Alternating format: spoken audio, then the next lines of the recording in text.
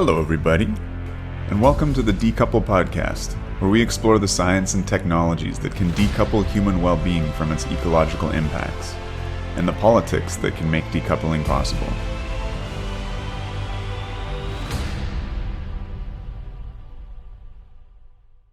A quick message before we get started. My name is Dylan, and I'm helping your host, Dr. Chris Kiefer, with a number of exciting projects to expand the podcast. Right now, we're working on a YouTube channel to have video interviews, transcripts for every episode, improvements to the website, and eventually, there will be ways for you to get involved yourself.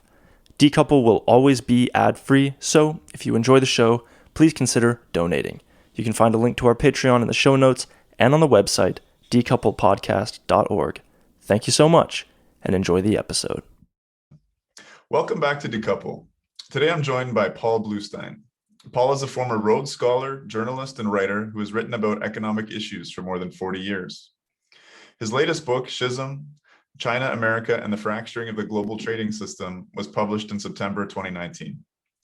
Paul lives in Kamakura, Japan, with his wife, Yoshi Sakai, and is a father and grandfather.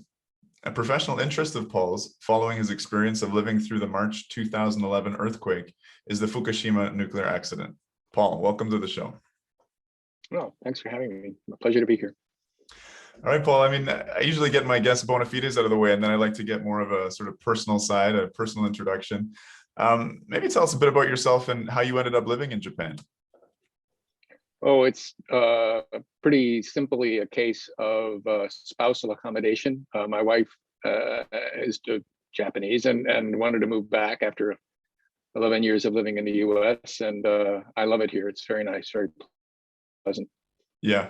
And what I do, doing books about international economics is something I can do kind of from pretty much anywhere, with modern telecommunications being what it is. And sorry, speaking of modern telecommunications, are we getting a pretty? How is this internet connection? Because my son is downstairs playing video games, it's chatting great with his friends. It's okay. Yeah, it's great. No, and it's funny you mentioned that, because I was talking with a friend about interviewing someone in Japan. With this podcast, it's quite international, so I've been talking to people around the world, and I was remembering back last night to, even just making a long distance phone call from a payphone in my youth and having to keep slamming in the quarters. Yeah. And it's just what a luxury we have. And it seems like you're an early adopter of this kind of COVID distance lifestyle in the sense of the use of technology to live where you want to live. So very interesting. Well, I meant also the connection. I hope it's good, because I've got a better connection downstairs, but we're good. My son is using modern telecommunications to bang away at video games, and the F-bombs are flying, and it's all good, all in good fun, but it would be kind of a distraction from. No, you're coming through clearly, and I'm not catching any catching any F-bombs, so I think we're good. Oh, good. Okay. So Paul, we're coming up on the 10th anniversary of the Tohoku Earthquake. I was looking up some stats about that last night. The fourth most powerful earthquake in the world since modern measurement and record keeping in 1900. It was such a powerful event that it redistributed the Earth's mass sufficiently to shift the Earth's figure axis by 17 centimeters and actually shorten our days by 1.8 microseconds. So, just a phenomenally powerful natural event. There's a tendency in the West to completely write the earthquake out of the history and focus on the nuclear accident. And that's something I really don't want to do on this show. I gather you were in Japan at the moment of the earthquake. Tell our listeners about the experience of that. Oh yeah, it was quite a day. We, my wife and I were just, we worked together in an office. We just share an office, and suddenly, boom! Our computers just snapped off, which was exactly what was supposed to happen, because the nuclear plants and power plants all over the country had, the sensors had told them, shut down, there's a big one coming. Everything worked great in that sense. Now, anyway, our house started to shake quite. It's a very sturdy house. And we kind of looked at each other like, oh, it's an earthquake, and whoa, that's really an earthquake. Whoa. And the thing about it was not only quite strong, it lasted longer than I've ever experienced.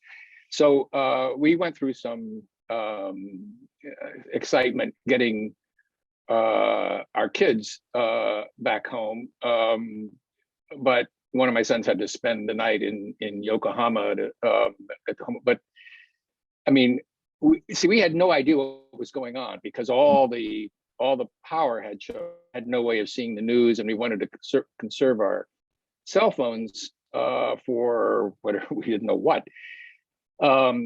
So I'm almost hesitant to go. I mean, it was a traumatic day for us, but I have to say, once we had a glimpse of what was going on in Tohoku with the tsunami and seeing people being drowned right before our eyes. So about 8 hours later, when the power came on, it was like, oh, well, whatever we're going through, never mind. It was so horrifying. Yeah, it was we thought we were having a kind of a hard day because of that, but we just, you couldn't feel sorry for yourself. And you were saying this, what was going on. In terms of earthquakes, this wasn't your first rodeo. You'd felt a few shocks before. Was this one more powerful, or I guess, I mean, Japan's a large place. I'm not actually familiar with the geography, and obviously the impacts were the greatest along the coast. I think the Sendai coast, if I'm not mistaken. So yeah. Was it fairly regionalized in terms of the damage, or was the whole archipelago affected?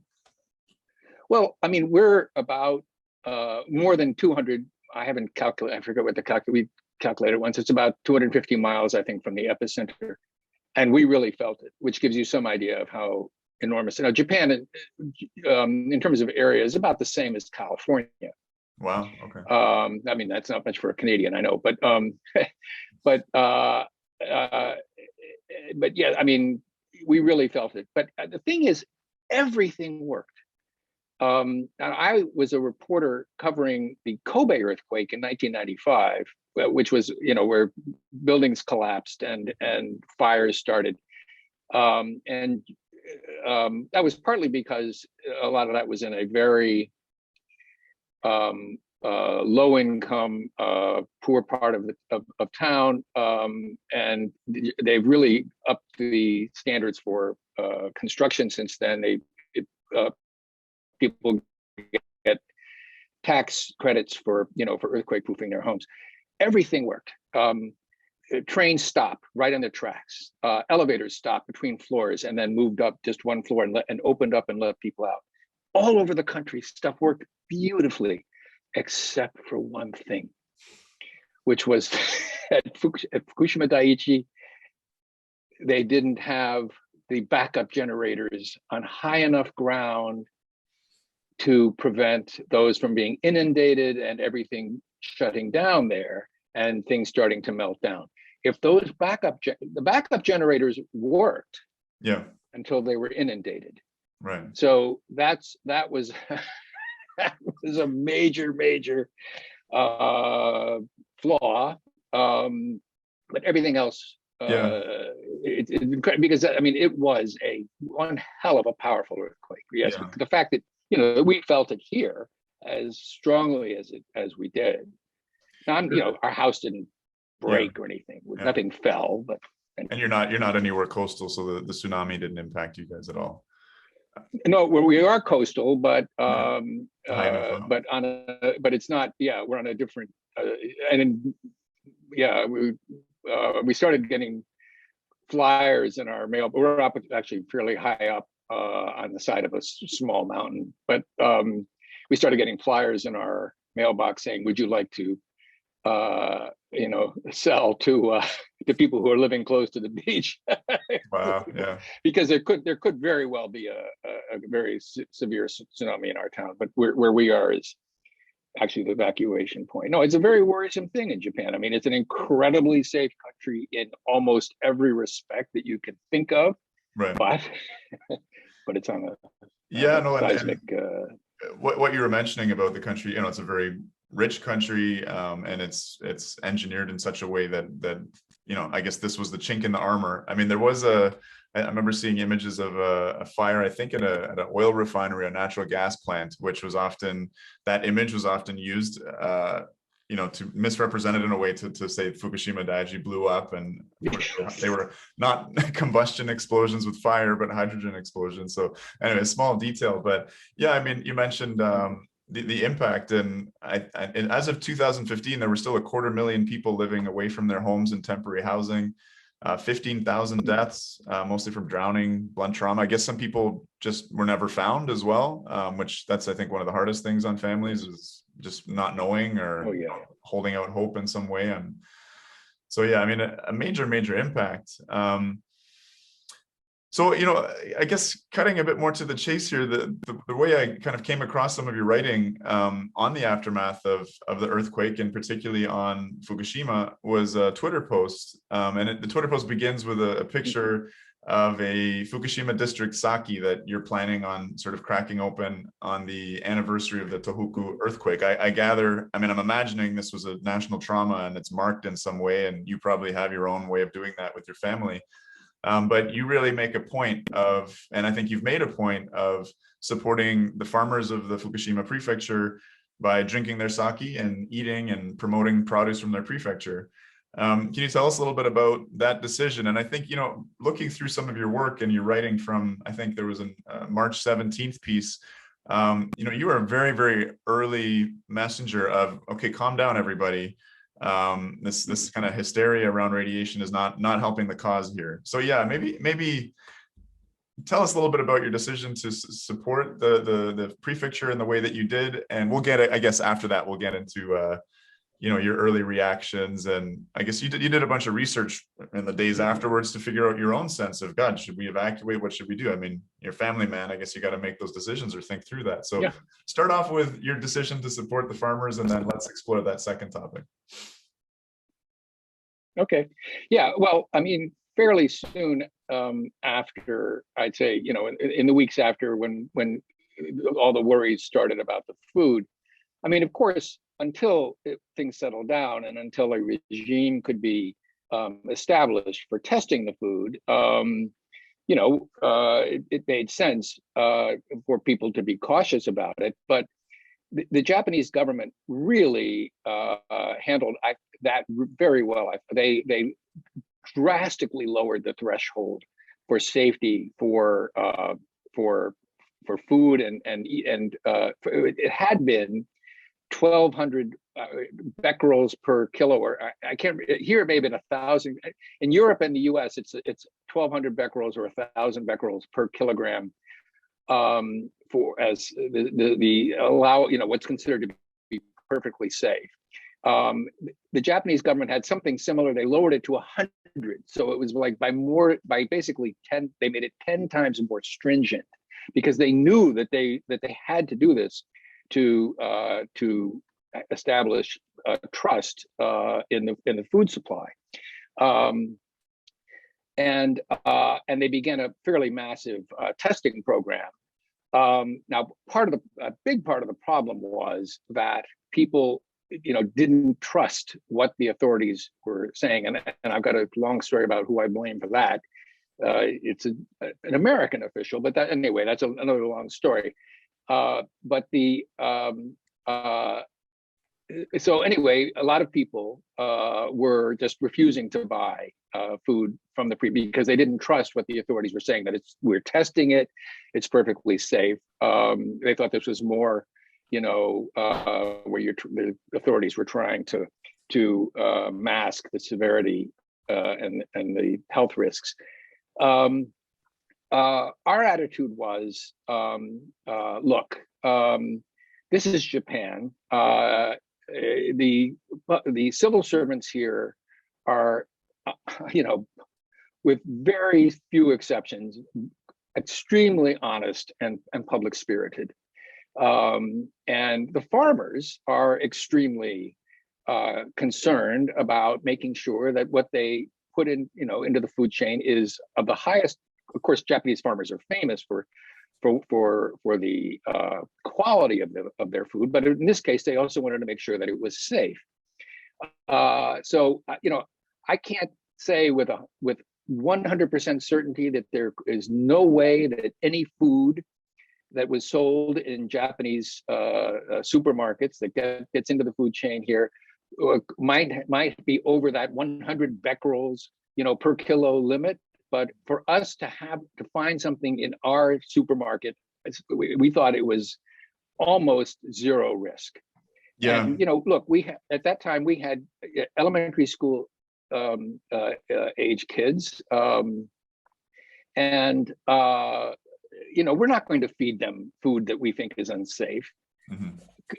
What kind of people would we be, to do that? I mean, I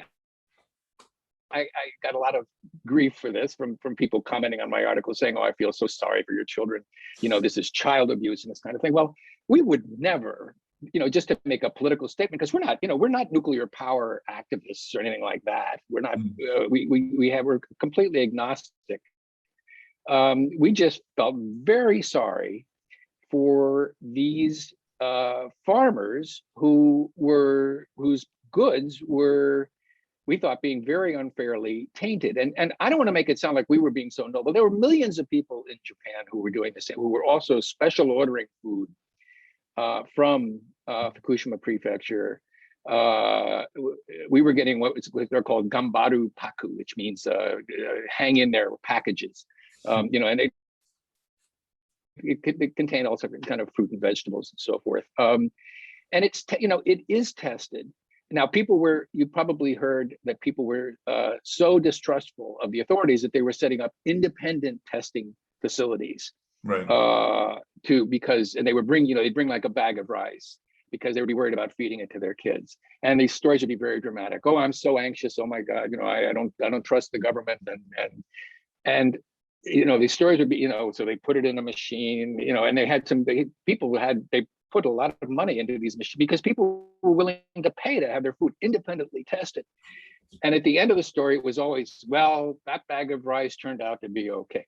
Yeah. I have asked food safety activists here, have you ever heard of a case where something that was on the market, I mean, that somebody bought in a supermarket or from their local greengrocer or whatever, that turned out to be above the limit? And they said, no, we've actually never heard of that.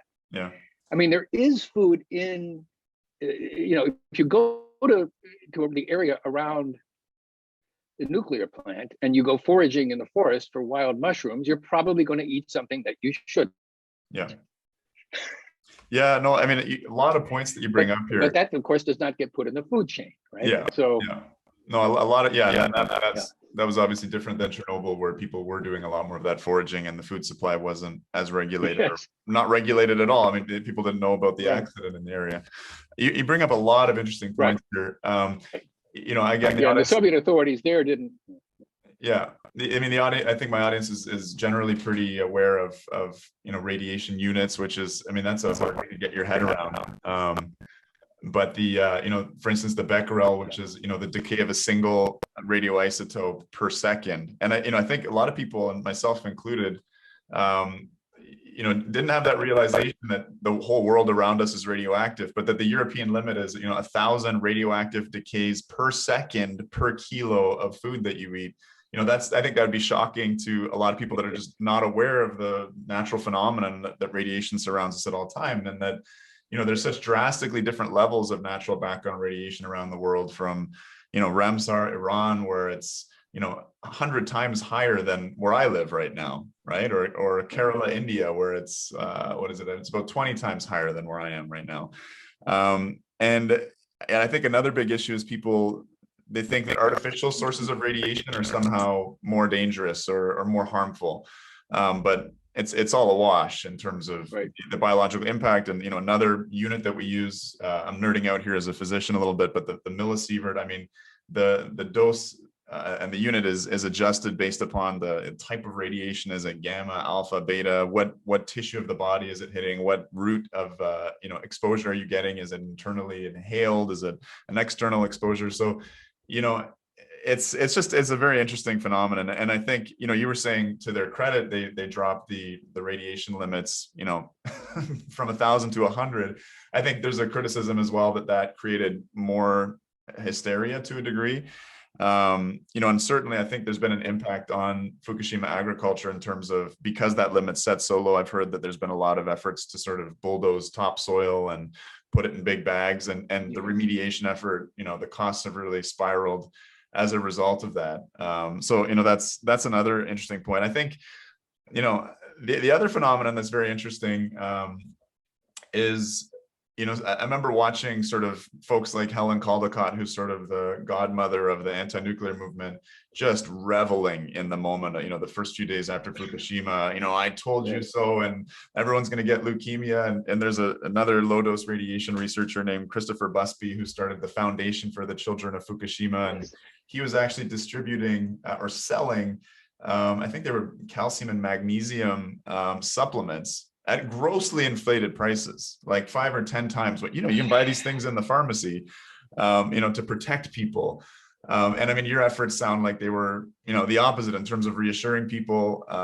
It's interesting that level of social trust or distrust within a society, and in general, Japan seems pretty harmonious, but I think radiation really gets people's goats, especially in a country, that suffered the first atomic bombings, that suffered the Lucky Dragon situation after Castle Bravo, that the first hydrogen bomb explosion, or the biggest one anyway, I think that the US conducted. So there's a lot to go in here. And I wanted to shift a little bit into, that idea of the stigma following the accident. And in terms of the Hiroshima and Nagasaki survivors, these are known as the hibakusha. I'm probably really butchering a lot of the pronunciation here. But Hibakusha, I mean, yeah. Maybe can you take us back historically to that time and talk about, ground us a little bit in the ways in which, probably the first example, I guess, the ways in which exposure to radiation has really built stigma and kind of traumatized the population from that perspective, the aftermath, the stigma. Well, that was one of the reasons why I felt so confident staying was, I mean, just to come back to your question about what was my initial reaction and why did we just, I mean, this was very much in consultation with my wife, because I mean, of course, she was watching all the, getting all her information in Japanese. I was looking at everything in English, and we were comparing notes constantly, because it was, we're not experts. And the first thing I said to her, I think the day after the disaster, was, we're going to have to buy some duct tape and seal up the house. And that was how stupid I was. And she said, "Well, okay, I don't know where we're going to get duct tape." Right, if you say so. But anyway, then I said, "Well, let me do some research first." And one of the things that I found in when we could go on the internet, which then we were being blacked out, like 2 or 3 times a day for 3 hours. Everything would shut down because the power was in short supply at that time. Anyway, one of the things that I found that was I had not known was that cancer incidence of cancer in the hibakusha was really remarkably low. I mean, I think people have this image, this idea in their head, that they were suffering, terribly high rates of cancer, and it was higher than the general population, of course. But I was very surprised to learn that radiation is a relatively weak carcinogen. I hadn't known that. I thought if you're around a meltdown, pretty much everybody, within several hundred miles is they're not going to die immediately, right? But you're something really bad is going to start inside your body. I mean, that was my just sort of as a non-expert. But when I began looking to see what people were saying about this incident and also about the history, because of course the hibakusha are that's a very good, unfortunately, for very unfortunate reasons, a very good group to study, to see what the long-term effects are. That was one thing. And the other, I mean, I can't remember exactly what really turned me around. I do remember seeing stuff of course, there was lots of very alarmist stuff on the internet, but from people who I thought were pretty obviously just, hysterical. I mean, I probably saw stuff by Helen Caldicott, but I also saw a briefing by the chief UK government scientist names escape me, but anyway, he said, look, this is a very serious accident. It's after Chernobyl, it's the biggest one we've had. But if you're as far away as Tokyo, there is, even in the worst case, there's really, no risk. And we're actually on the other side we're southwest of Tokyo, so we were even further away. But anyway, that, I thought that was very reassuring. So why should I run to Narita Airport and plop down my credit card and say, give me a ticket anyway, I'll pay anything, which people were doing. People were doing that. Right. That was, I guess one of the articles of yours that I read was, around, and maybe this gets into that U.S. official that you mentioned that contributed a little bit to the distrust of the Japanese and their government. But I think it had to do with the evacuation, or the idea of, the Obama administration figuring out, hey, what do we do with, U.S. military forces that are deployed throughout U.S. military bases in Japan? Can you walk us through a little bit of that story? Yeah. So I was astonished to learn about a year after the disaster, a guy I actually know a bit. He was a colleague of mine when I was at the Brookings Institution. He had been in the Obama White House, and he wrote an article for Foreign Affairs about what was called, in the White House during the Fukushima disaster. So, and the Navy, partly because of their nuclear fleet, is really radiophobic. The slightest thing goes wrong on a nuclear sub or a nuclear powered carrier, and they are, they're just terrified of. So they wanted to evacuate because they believed that evacuate the military forces from these bases, which would have been a huge major event foreign policy wise. But the White House commissioned the Lawrence Livermore Laboratory to do and they're experts in airborne plumes, and they concluded that no, even in the worst case scenario, Tokyo wouldn't be in danger. Now, in the process of all that, there was one episode where on March 16th, the head of the Nuclear Regulatory Commission, his name is Gregory Yachko, went before Congress and stated, with the cameras rolling, this was 5 days after the disaster, and he said, we need a wider evacuation zone for U.S. citizens than the Japanese authorities are saying. Now, why did he say that? Well, the NRC had sent over a team of experts to quote unquote help the Japanese manage this thing.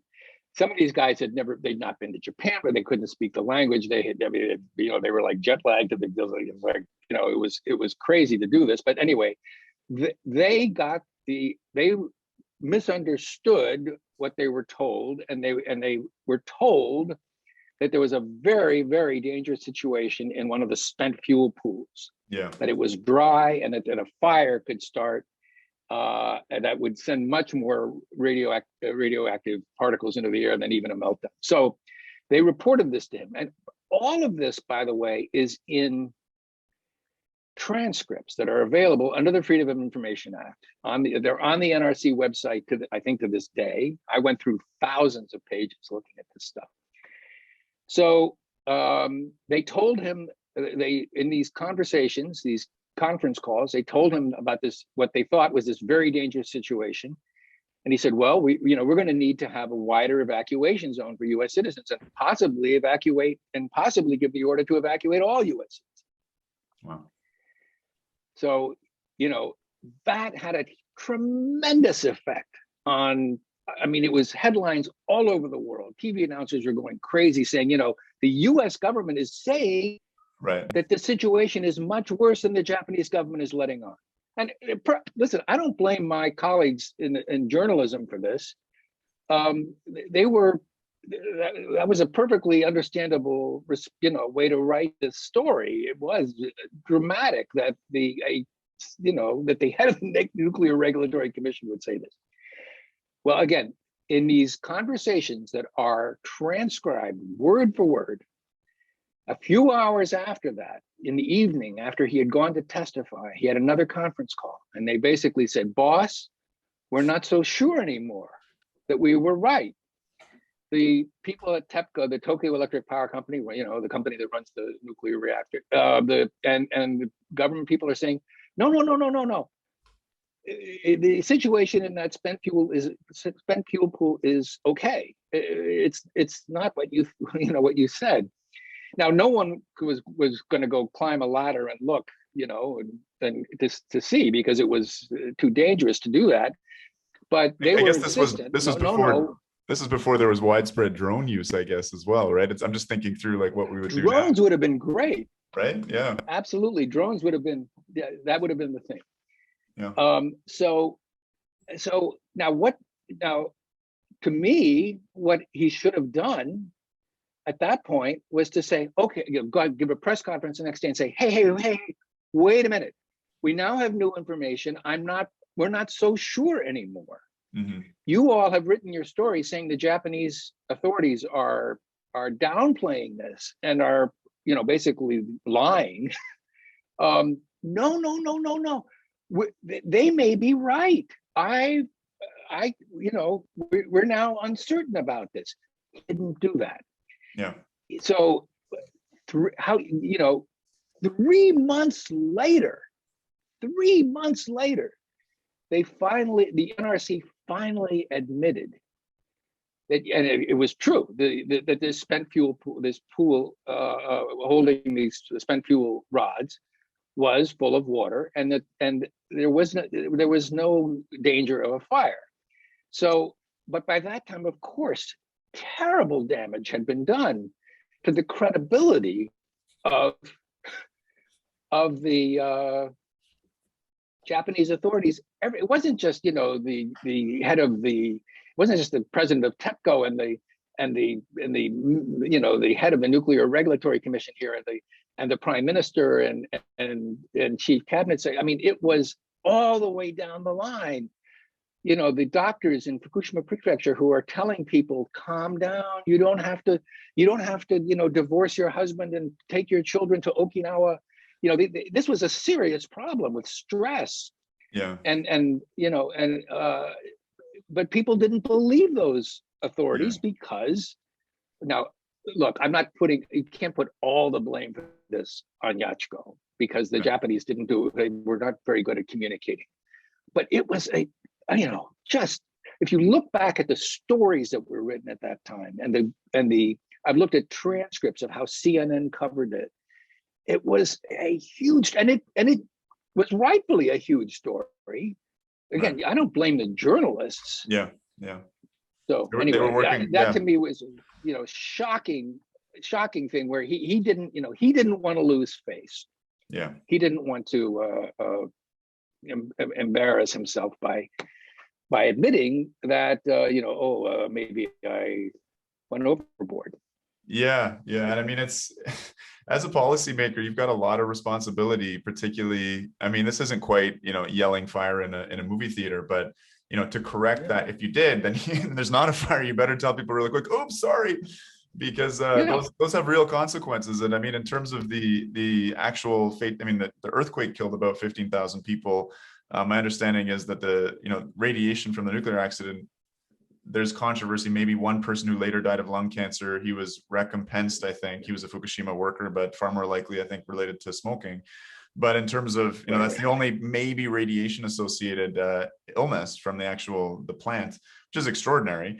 But, over 1,000 people died because of a rushed evacuation. And yes, which may have been more rushed because of these kind of pronouncements. And I mean, the world, for now anyway, maybe the schism you're describing in your book, maybe that's going to change, but the world for now really follows the dictates of the US. And, if you have a US figure, I can imagine, just the way that the world's power systems are set up, you pay attention, and maybe that's gonna, especially if it's a message that's more alarmist than your government's giving, I can get that. Um, just as a bit of an aside here, I do want to talk about kind of relative risk, because there's a really interesting story here about the relative risks of radiation and how they're just so blown up compared to, say, maybe I'll just get into it right now, but there's a really interesting analysis by a Finnish scientist looking at the relative impacts of radiation versus particulate matter 2.5 micron, which is a very well characterized carcinogen, and we understand the health impacts as well in the circulatory system and heart attacks and strokes, et cetera. But what she was saying was that even if you continue to live in some of the most contaminated areas in Fukushima, so you're getting 100 millisieverts per year, which is very, very high dose. I mean, as a doctor, it's we give far higher doses in terms of radiation treatments, but it's for an environmental exposure, it's still half of what you get in Ramsar, Iran. But if you live there versus evacuating to Tokyo, your risk of a premature death would actually go up just for moving to Tokyo from the air pollution effects, which was fascinating. And if you went, yeah, right. So, and it's interesting you mentioning the kind of the Navy, the U.S. nuclear Navy, and I mean, I guess they have. I mean, to their credit, they have a real culture of excellence, and compared to the Russian Navy, they haven't had those kind of accidents. And I guess that culture of excellence is part of what is behind that. But yeah, I mean, looking at, I think it all hinged on whether exposure to U.S. forces in the area was going to exceed the EPA limit, which I think is 1 millisievert per year. Again, in the context of where I live, we get 2.5 millisieverts of background radiation. If you go to Denver, Colorado, you're up at 10 millisieverts because there's a lot of uranium in the soil, a lot of radon, cosmic rays. You're at higher elevation, so just the decision making around this is wild. And I think if there were two sort of two areas that I think the education system could do a better job, or where human beings could make such better decisions, if there were two things I could change, it would be relative risk assessment and causation versus correlation, right? I think those are my two. I'll get off my soapbox right now. Question for you though. Some of the claims that if the fuel pool catches fire, there's statements like all of Japan would have been unlivable forever and the living would envy the dead, those sort of statements. What's Hiroshima and Nagasaki like as cities? Like if you go there now, like have they recovered? I mean, I've never been to Japan. I've seen pictures. I think like they're normal cities, right? Or what are they? Yeah. Oh yes. Oh yeah. I've never been to Nagasaki. Hiroshima is yes, absolutely. It's completely reconstructed. I mean, everyone's seen pictures of what it looked like after the bombing. Oh yeah, it's and of course, I mean, they have the Peace Park in the center where they keep Ground Zero, one of the buildings that was one of the few that managed to stay sort of structurally intact. Oh yeah, no, it's a very vibrant city. But I mean, yeah, there were such misunderstandings about these worst case scenarios. The Japanese government did a very, very rough and ready worst case scenario, which got a huge amount of publicity, and the drawing made it look, the way it was drawn made it look as if basically a third of the country would have had to evacuate. And of course, evacuating a city like Tokyo, which is, I mean, the metropolitan area is the largest metropolitan area in the world. It's completely, it's right out of a Godzilla movie, right? I mean, you would have had masses of people falling onto onto train tracks, babies crying, but there was never any need for anything remotely like that. But the scenario, and I've interviewed the man is Kondo Sensei. He's was the head of the Japan Atomic Energy. I can't remember exactly what it's called, but anyway, he was responsible for drawing this thing up, and this was completely misinterpreted.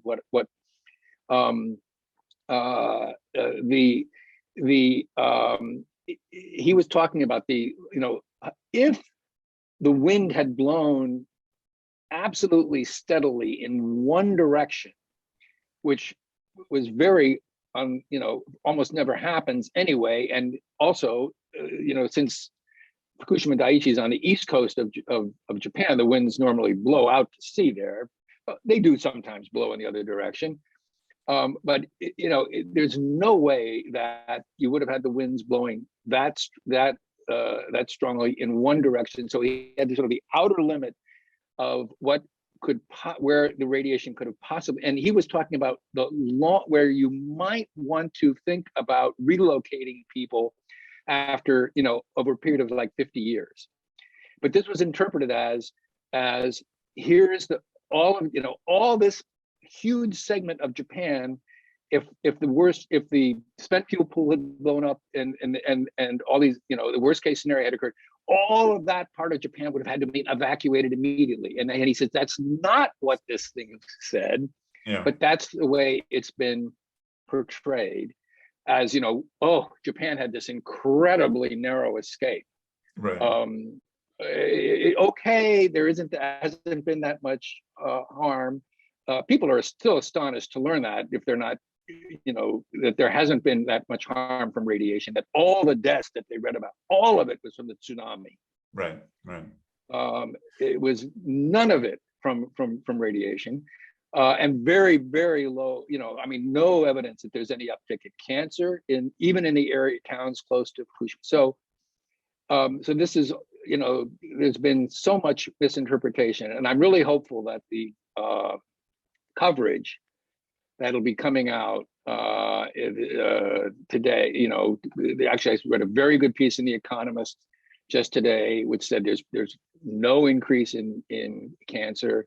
The food is perfectly safe, but people are still stressed out. There has been psychological trauma, and people won't go back, and they don't trust the authorities. That's all true. That is all true. The human toll of this thing has been very, very severe, but not physiologically because of radiation. But because of hysteria. That map you're talking about with the concentric circles, it reminds me of there's a famous map that was circulating afterwards, which makes it look like there's this radiation plume extending from Fukushima and washing over the west coast of the United States and even South America. And it's actually a map of the amplitude of the waves generated by the tsunami and where they kind of ended up. And so these colors of bright red down to blue are just wave height, and that's still used by some people in the kind of anti-nuclear lobby, who tend to be pretty shameless about, replicating sources that have been discredited. But maybe just as we wind down, I guess a couple things. The Japanese nuclear fleet is largely idled. I think there's 9 plants operating. I forget the number. I think there was something like 40 before the accident that were running. Largely, that's been replaced by coal. Again, I should have reviewed these facts and the statistics right beforehand, but I think something like $50 billion of fossil fuels is imported now to Japan, maybe over that period since the earthquake, or maybe every year. Plans to build a lot of coal plants. I think 15 are already under construction. If 22 of these plants get built, the emissions will be higher than all of Sweden or all of Norway. I mean, what are you seeing? Does that touch your life at all? I mean, living downwind of a coal plant's not a good thing. Even, in Japan, I'm sure they've got the scrubbers on, and they're, if you're going to do coal, Japan's probably doing it right, or as right as you can. But is that something that you're aware of, or a concern you have, or something that Japanese are talking about? Again, relative risk. When a coal plant's running well, it's killing people every day. And when it's, when there's a nuclear disaster, we freak out. But yeah, what's your sense on or if you're aware of that in terms of energy policy and particularly the coal replacing nuclear? I wouldn't say people are worried about it in terms of it affecting their lungs or public health here, because there may be some, but I'm not aware. Tokyo has really been, the air has been massively cleaned up, and the Japanese have done an amazing. Of course, it was notoriously polluted in the first 3 decades or so after the war, when Japan was basically rebuilding and industrializing like mad. But people are, of course, concerned about the CO2 emissions and the effect on global warming, because Japan has had grand ambitions of being being in, a global leader in cleaning up its carbon emissions. So I think that's distressing to people. But the sentiment, if you look at polls, people, they quite substantial majorities do not want to restart the nuclear plants. Now, I honestly, I'm sorry, I hope this doesn't disappoint you, but I'm really pretty agnostic on all this stuff. It's a matter of, to me, it's a matter of economics. I mean, where's the cost? What's the benefits? And if renewables are really as cheap and as reliable as people claim that they can be, well, fine. I'm an economics reporter, but I write about finance and financial crises and trade. So I don't know, but I do feel very strongly that the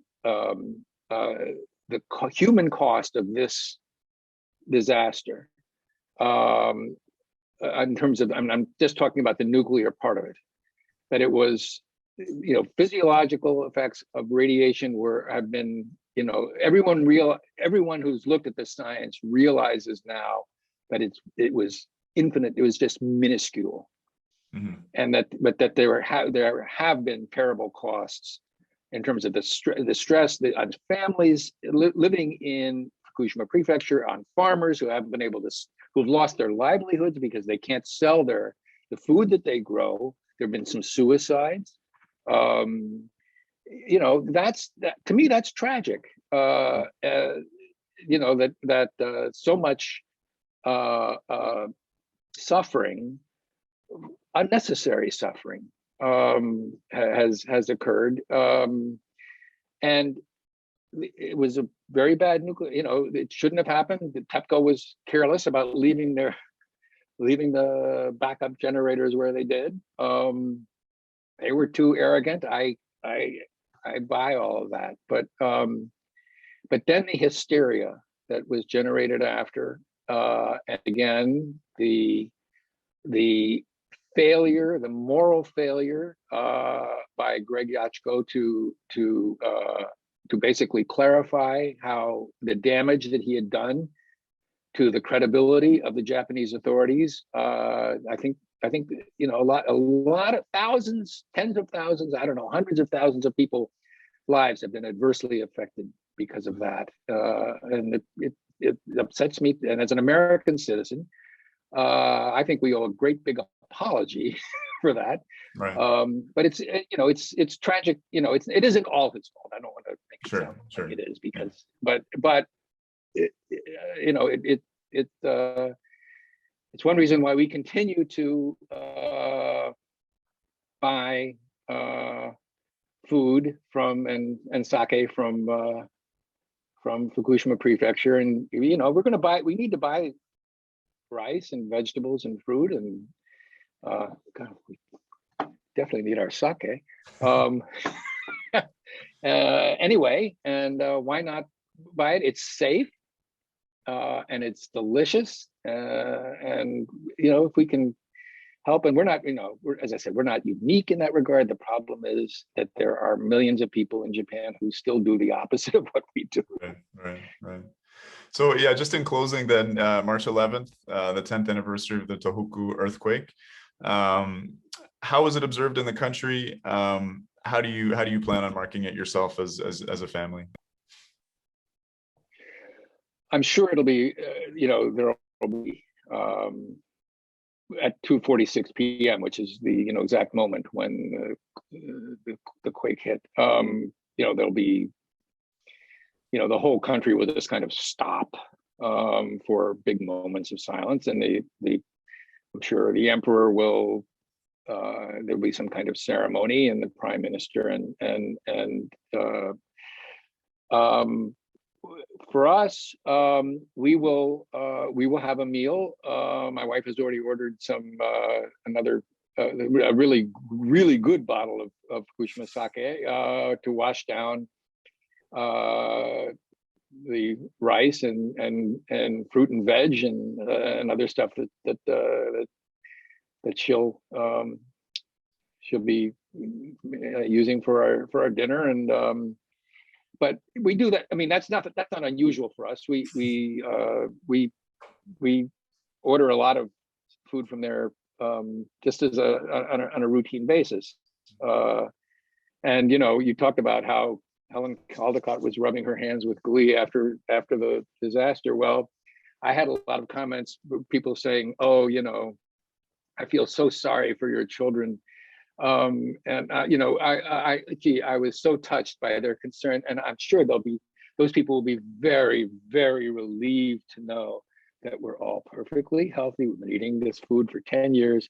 And as far as I'm concerned, we're better for it because it's very nutritious, delicious.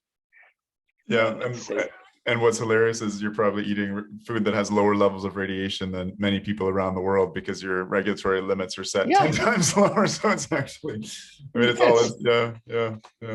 All right, Paul. Well, listen, it was really fun chatting with you. This is a wonderful thing we were saying about modern telecommunications. I can read a Twitter thread and say, hey, that's a great story. Let's follow up on it. So real fun talking with you. Thanks for coming on Decouple. Thanks. Likewise. Okay. All right. Thanks. Okay. Good talking to you. Good to meet you. Bye for now. Bye.